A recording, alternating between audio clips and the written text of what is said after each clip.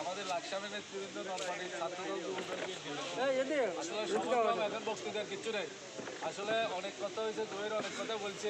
দইয়ের একটা কথা কাউন্টার দিই, আমি 2 নম্বর করে বলতে চাই কিন্তু দইয়ের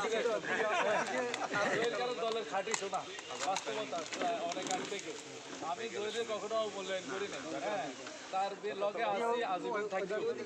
আর আমার একটা ধর্ম আছে, যে কোনো কর্মী যে কোনো বিপদে পড়ক যত সহযোগিতার দরকার আমি সর্বোচ্চ দিয়ে সহযোগিতা করি। আমার কাছে জামাত ফেল সহযোগিতার ক্ষেত্রে আমি সবচেয়ে কোর্টে কাছারিতে জেলখানাতে সবচেয়ে বেশি সহযোগিতা নরপাড়ি ইউনিয়নের আমাদের যারা সবাই থেকে আমাদের বিশেষ টিম খাজা ভাই, গিয়াস ভাই, জহির বিএনপির যে সিনিয়র, তারপর সালাম ভাই, মাস্টার সাহেব ভাই, ওরা সব সাজাদ ভাই আছে, ওই অন্য যারা নিজের আছে, সবাই মিলি হ্যাঁ আমাদের টিম খুব শক্তিশালী।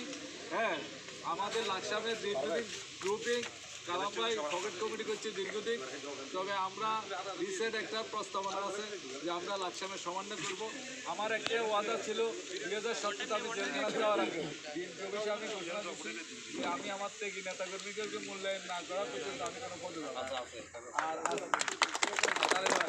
এখনো খালাম ভাই আমাদের কাছে একটা প্রস্তাবনা আছে। আমরা বলছি যদি লাকসামের থেকে নেতাকর্মীদেরকে মূল্যায়ন করা হয়, সবাইকে পদবিতে পদায়ন করা হয়, তারপরে সমঝোতা হবে। তবে সমঝোতা করার দরকার, আমরা সবাই ক্ষতিগ্রস্ত। হ্যাঁ, আমাদের যারা প্রতিপক্ষ আছে তারা সুবিধা পাচ্ছে, আমাদের লোক যারা আছে সবাই থেকে